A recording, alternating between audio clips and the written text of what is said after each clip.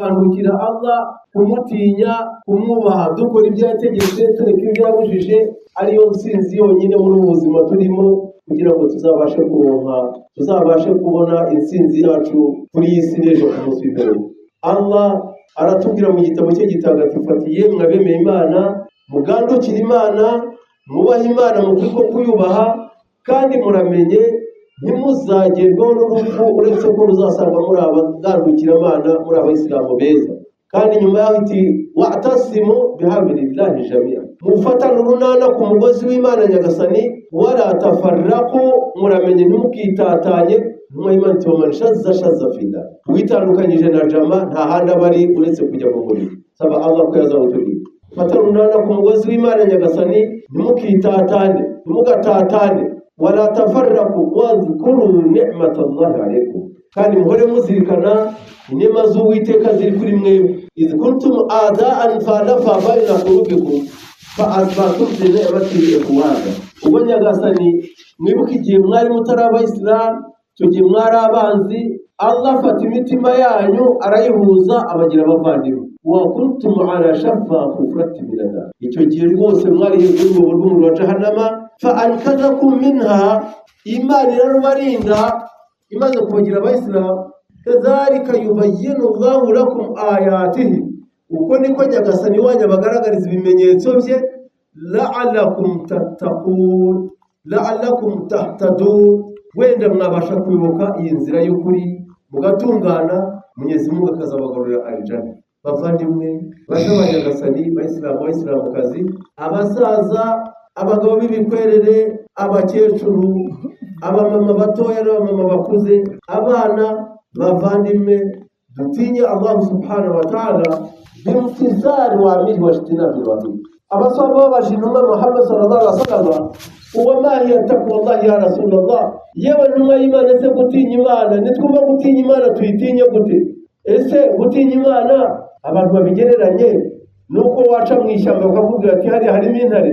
Ese ducukura imyobo twihishemo nitwumva gutinya Imana? Ahubwo intumwa y'Imana yababwiye iti, bimtisari wa amiri wa shitinabi wa amiri, dukora iby'Imana yadutegetse, tujya kure iby'Imana yatubujije. Bayisilamu, tugarutse ku munsi wacu nyirizina w'uyu munsi, Mwenyezi Mungu subhanahu wa ta'ala aratwibutsa, aratubwira ati, ya ayyuhallazina amanu, yemwe bantu mwemeye Imana, kutiba alaykumus siyamu, mwarabitegetswe gusiba, kama kutiba ala allazina min qablikum la'allakum tattaqun, mwategetswe gusiba nk'uko abababanjije kuba babitegetswe. Ntabwo igisibo cyategetswe umwati Muhammad sallallahu alaihi wasallam gusa, ahubwo n'izindi ntumwa n'abantu bazo babayeho barasiba. Ese gusiba buriya byaba ari igihano cyo kugira ngo abantu bananuke, cyo kugira ngo abantu bareke kurya ibiryo byabo, bareke kwinezeza n'abafasha babo, bareke umunezero basangamo? Ntabwo ari byo. La'alakum tattaqun, ngiki kigamijwe kugira ngo abantu basibe, kugira ngo abantu barusheho, kugira ngo abantu bubahe nyagasani, bamugandukire. Hari abantu bazi ko wenda gusiba byoroshye, ntabwo byoroshye rwose, ni umwitozo kandi ukomeye. Hari benshi usanga ari abagabo bakomeye bafite n'ibiro byinshi, hari benshi usanga ari abantu bakuru bafite ubwenge, igisibo nk'iki cyagera kikabakubita hasi. Ntabwo waba uri igisambo ngo uzasiba iminsi 29 cyangwa 30. Ndabarahiye ntabwo ushobora kwisiba. Hari n'abo usanga atanariye ugasanga arimo aranywa itabi, igisibo cyamunaniye arimo arakora ibintu by'ibyotsi binuka. Wa Muislamu, Mwenyezi Mungu subhanahu wa ta'ala aravuga ngo ayyaman ma'dudat, nicyo gisibo ni iminsi mbarwa. Bayisilamu ni mubyibuke neza, ubundi twasibye umunsi wa mbere, uyu munsi igisibo cyarangiye. Ese gusiba, intumwa y'Imana yatubwiye iki kijyanye n'igisibo? Ar-Rasul sallallahu alaihi wasallam aratubwira ati, sumu tasihu, umusiga harimo ubuzima. Mwebwe mwigeze mubona abareba imodoka zigenda cyangwa za moto, uramutse utayimeneye amavuta, igihe amavuta yashaje igonga moteri, ubwo urabona waryo ukamara iminsi 360, ukazamara imyaka 50, imyaka 70, igifu cyawe ugishyiramo amavuta, ugishyiramo isukari, ushyiramo ibintu byose. Igisibo Imana yarakidutegetse kugira ngo tubone mu buzima. Alhamdulillah, umuntu wasibye iyi minsi akaba yirangije ari 29, agasiba iminsi 30 kw'igisibo Imana yakitugeneye, ko byagenda uko ariko kose uraza gusanga igifu cyawe cyarabonye atorokiye kibona umwanya wo kongera kumera ubwoya ubuzima bwawe. Ntabwo Imana yadushyiriyeho ibintu bidafite umumaro. Nimwe Imana iti sumu tasibu, igisibo ntabwo cyarangiye, igiye gukurikizamo iminsi 6. Nimwe Imana tuzasiba igisibo cy'ukwezi kwa Ramadhani, yarangiza agakurikizaho iminsi 6 ya Shawwal, Imana izamuhemba nk'umuntu wamaze umwaka wose asiba. Allah uko aba ari ibintu ntabwo ariko twe tubibara. Usiba umunsi umwe Imana iri ku inshuro 10, wongeraho iminsi 6 ya Shawwal ukazahembwa nk'umuntu wasibye umwaka wose. Bayislam, hari igisibo cyo kuwa mbere no kuwa kane, icyo kirakomeza. Igisibo cya buri kwezi tariki 13, 14, 15 ku bantu bashaka kwiyegurira Imana subhanahu wa ta'ala. Hari igisibo Imana yarahiye muri Qur'an, wal fajr wa layali al-ashr. Imana aho irahira ku museso ikavuga wa layali al-ashr, ikarahira n'amajoro 10 cyangwa se ni iminsi 10 y'ukwezi banziriza ukwezi kwa Dhul-Hijja, mbere y'uko twinjira ku munsi nyirizina w'Eid. Iyo minsi 10 abantu bakayisiba. Igisibo rero igihe cyose uzagisiba uzamenye ngo ni ingabo yagukingira. Kandi nanone fil janna, muri aljanna ya Mwenyezi Mungu subhanahu wa ta'ala, fihi babun, hari umuryango umwe ismuhu Rayyan. Uwo muryango bawita Rayyan, la yadkhuluha, nta muntu uzinjira muri uwo muryango illa as-sa'imuna, uretse abantu basivye. Uyu muryango yo mu qiyama uzaba urimo duhamagara ngo ayina sa'imuna, bariye babandi basivye kubera Allah subhanahu wa ta'ala. Bazinjira muri uwo muryango, nibamara kwinjira muri uwo muryango uzahita wikinga. Uwo ni babandi barangwaga no gusiba bagamije gushimisha Uwiteka Allah subhanahu wa ta'ala. Hari n'abandi Bayisilamu ushobora gusanga yasibye, ariko mwakubita ukabona uburanga bwe bwijimye, yarakaye, wamutorera salama akayikiriza iryinyo riri kurindi, ati umuntu aba yisibye namwe mukagenda mumubwanukaho. Uwo nguwo wasibye gutyo ntashaka azabiriki. Kandi umugaragu w'Imana mwiza, min ibadur rahman, muri babagaragu ba nyiri mu Allah subhanahu wa ta'ala, niba yasibye ugashaka kumukubaganira cyangwa umubwira ibintu biterekeranye, ntabwo ashobora kuzinga umunya, ntashobora kukurakarira, ubwo arakubwira ati inni sa'imu, yewe nasibye kubera Allah subhanahu wa ta'ala. Nta mwanya w'amahane mfite, nta mwanya wo kuzinga umunya. Iki gisibo Bayisilamu, asomu Ramadan, shahru Ramadan alladhi unzila fihi al-Qur'an. Ukwezi kwa Ramadan kwamanitsemo igitabo cya Qur'an, hudan linnas, kandi iyo Qur'an ni umuyoboro ku bantu bose batuye isi. Allah aratubwira faman shahida minkum shahra, uko kwezi kuzasanga ari muzima wa Islam, falyasbuhu, azasiba uko kwezi gutagatifu kwa Ramadan. Ni insinzi rero uyu munsi, ni umunezero, ni umunsi w'ibyishimo, ni umunsi ukomeye, ni umunsi mwiza wo gutangaho sadaka kurusha indi minsi yose ibaho. Uyu munsi gutanga sadaka ukabizirikana ukabikora kubera Allah, ubu no kuvuga ngo utaratanze zakatul fitr, reka twizere ko yakabaye kuba atarayitanze kuko ntayafite.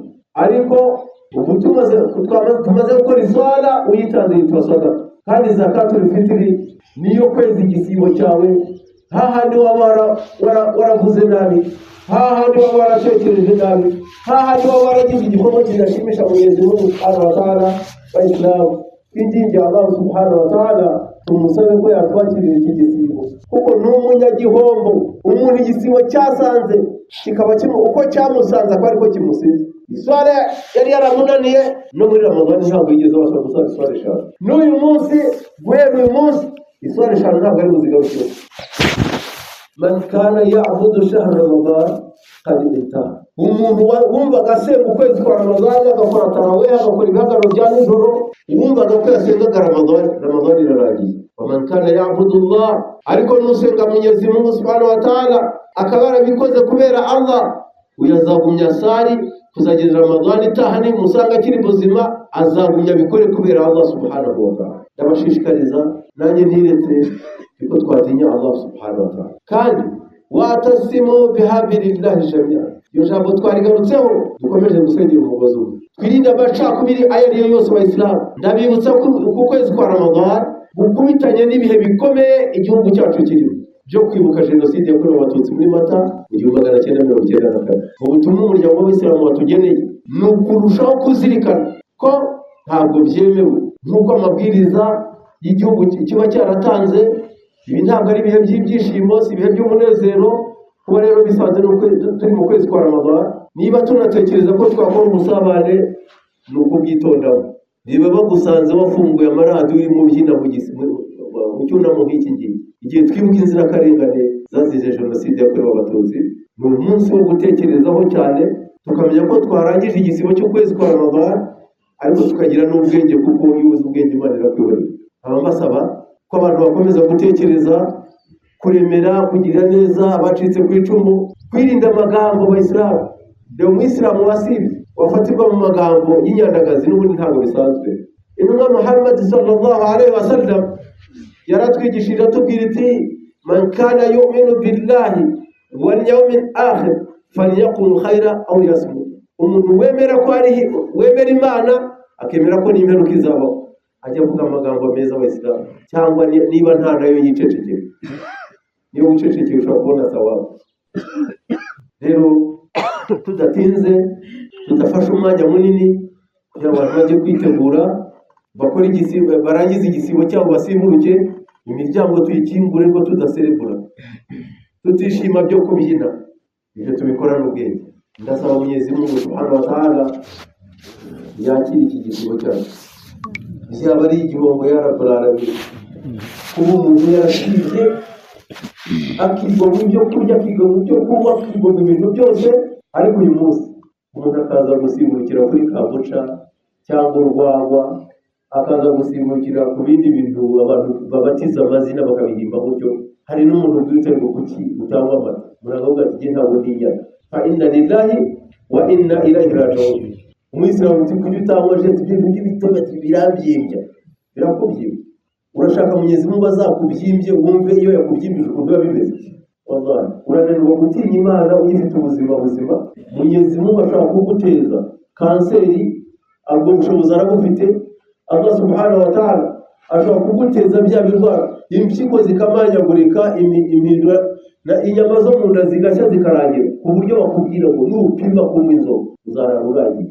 Uranga kwirinda ubusambanyi, Mwenyezi Mungu ashobora kuguteza kanseri cyangwa za ndwara bita za prostate, izo ngizo zikakujegeza, kandi icyo gihe ntabwo uzabona isababu z'uko waretse ubusambanyi, kuko uzaba nta bushobozi ugifite. Ibintu bizaba byarabaye ndaho, uzaba wararangiye, uzaba warapfuye uhagaze. Kuki tudatinya Allah ngo turokore idini rya Allah?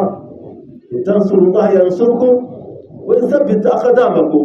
Nimutabara Allah ntabwo ari kumutabara kuko ari umunyantege nke. Nimureka gukora ibyaha, nimureka ibintu by'amanyanga na rwaserera, mugaharanira idini ry'Imana ko rizamuka, idarapo rya Allah rikajya hejuru y'andi madarapo yose, Allah aragusezeranya ngo yansurukum, Mwenyezi Mungu nawe azabanusura, azadukura mu bigeragezo biri haza, birwara by'ibyorezo, ubukene, kutagira akazi, kubura uko twigisha abana, kubura n'umuceri wo kurya. Ibyo byose Imana izabitureza. Ariko nigute ushaka ko Mwenyezi Mungu akugirira neza kandi uri umuntu mubi? Nta muntu ukomoka iwawe ntawe usaba y'amazi. Urashaka ko Mwenyezi Mungu akuzamura mu rwego, urashaka ko Mwenyezi Mungu agukungahaza, nta zaka, fala saddaka wala salla, nta sadaka, iswara ni ntazo, nta fiya ntazo. Ubu urabona wajya gusambana, warangiza ukavayo ukaza ngo waje gusaya, ukazagira si ingana na capati gusa mu gahanga, ugatahira ibyo ngibyo, ariko ibikorwa wajya kure ugasanga ni zero. Kuki tudatinya Allah w'Isilamu? Mwenyezi Mungu ntabwo ananiwe kuduhana, Allah ntabwo ananiwe kutworeka. Innahu qadir, ko byose afite, innahu ala kulli shay'in qadir. Mwenyezi Mungu niwe nyiri ububasha, niwe nyiri ubushobozi. Dutinye Imana, Imana izadutinyisha ibyo yaremye, izatwubahisha. Nitunanirwa gutinya Imana, Mwenyezi Mungu azaduhana. Kandi aba ni igihangange mu guhana no mu kureka. Hari abo yahanishije umwuzure, banaziriho alayhi salam, bari abantu badasanzwe. Nimurebe Farawo ukuntu Mwenyezi Mungu yamuhannye, fa akhadnahu akhadhan wabila. Mwenyezi Mungu yaramufashe ibyo cyo gufata aramucagira. Aya tugiye gusoreza iboneka muri suratu Al-An'am ku murongo wa 43. Allah arakubwira ngo falamma nasu ma dhukiru bihi fatahna alayhim abwaba kulli shay'in hatta idha farihu bima akhadnahum baghtatan fa idahum mublisun. Sadaqallahu al-azim. Iyo abantu bagerageje kwirengagiza urwibutso rwacu, Allah yavuze, Qur'an ihari, hadisi z'intumwa y'Imana zirahari. Umuntu wamubwira, aya wamubwira hadisi wamwita itakuwa, akavuga ati ndatakura jyewe ndinyaka. umva ayo magambo mabi apfobya amagambo y'Imana. Azavuga ku bantu nk'aba ngo iyo abantu tubohereje umubisho rwacu bakabwirengagiza, fatahna alayhim abwaba kulli shay'in, duhita tubakingurira mu miryango ya buri kintu bifuza.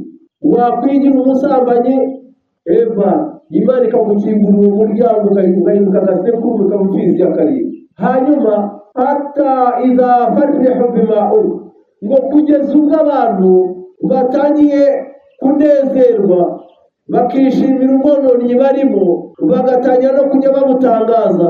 Umuntu akubwira ati jyewe nta mugore n'umwe ntabona uwo nashaka, mfite ubushobozi, mfite imbaraga, akagenda yigamba kuri ubwo bwononnyi. Niba ari umunywanzoga, Mwenyezi Mungu akakufungurira umuryango n'ubwaba nta giceri wagendanye. Aho ugeze ari byo bitabona ukwanduza ameza, mitsingi zikikubitaho n'inzoga zihenze zikikubitaho n'ubwaba nta giceri wagendanye. Hari umuntu uhora yasinze ku buryo mutahura ngo uzabashe kugira ijambo wamubaza, ukaziba umuntu aba mu izima ryayo, mu gitondo aba yasinze, saa sita aba yasinze, ijoro ryose wese iramara udutse bameze bati, akagegera bati nubwo naba nta mafaranga mfite yewe ntabwo nabura inzoga kandi ikomeye yo kunywa. Hatta iza farihu bima'u, kugeza ubwo batangiye kujya bigamba ubwo bwononnyi bwabo. Allah aravuga ngo akhadnahum baghtatan, abantu nk'abo turabacakira tukabafata tubatunguye. Mwabonye abantu batunguwe, imodoka ikakugonga wazize, baturiani Huseni ngagaza dini Ikurani, imodoka ikakugonga wazize, ufite n'icupa n'agacupa kakumenekera mu mubiri. Faizahum mublisun, Mwenyezi Mungu abantu nabo batubatunguye kugira ngo duterure injegeza yacu ngo tuje kukuyora mu muhanda aho waguye. Hari umuntu umwe yagiye kwiba, yitwikira ijoro saa munani. Hari umujyanye abantu bakoresha neza ngo bagacurisha imfunguzo cya atagombye no kujya kubaboneza. Hari n'umuntu umuntu aza agacukura imbere y'umuryango nk'agakoramo indake, agahita yuhukiramo agahinduka mu nzu. Kundi yatangiye kurutugurugutira inzu y'umudamu w'umupfakazi, abantu bita Rwabutabura ni Kigali, ntabwo ari igisaki kirekire kidasanzwe. Kundi madamu yari adasinzira atekereza ukuntu abana be bavuze minerivare, atejo ndabigenza he, agiye kubona ikintu kirimo kirarugutizwa irarugutu. Abafashe indobo y'amazi abacometse akusemo ka kantu bita keto, arashyushya amazi mu masegonda barimo kugira. Aravuga ati uyu muntu waje kungerageza nanjye ngiye kumugerageza.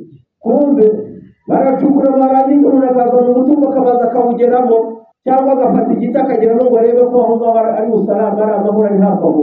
Umuntu arageramo igiti aravuga ati shati ndakwinjiye wanzu. Inzu yarayinjiye, kuzana umutwe n'igihimba. Kumbe madamu nawe ahagaze hariya, amazi arimo aratogoka. Fata amazi atacurira ku muntu waho ngaho w'umujura. Icyo gihe umuntu ahita amera nk'umuntu wariwe n'umutwe, umubiri wose nawe uratogoka urabizi. Madamu avuze inoti ni mu ntabare, abantu baje aho basanze umuntu yamutogoje, guterura kujyana muri CHK hariya kugira ngo abahita Imana. Mwenyezi Mungu arakubwira ngo akhadnahum baghtatan, abantu nk'aba turabashwatira tukabacakira, faizahum mublisun, bakazapfa batungurira. Ubwo bantu bigize intwari zo gusambana bavuga ngo sida ngo nta kibazo, hatubundi aksida nk'izindi, ngo hari imiti sawa, nta kibazo. Ariko Imana avuga ngo bazana amatiriganya yabo tukayaburizaho, wakidukanya baba hiri kabira amuhirho mu maida. Imana tubundekera mu makabiri birwa bashaka kugerageza, baravuga ngo Imana yavuze ko cyangwa ariko ko ntabwe abashaka bikigenda ngo muratukanga ngo mutamaze yo kuduhamo. None se je nanditse Qur'an, je hari hadisi nigeze mbi, we niba uri rutare ku buryo ayi kugeraho hadisi yakugeraho bikananirana, we tegereza ntabwo uzava kwitego. A'udhu billahi minash shaitanir rajim. Bismillahir rahmanir rahim.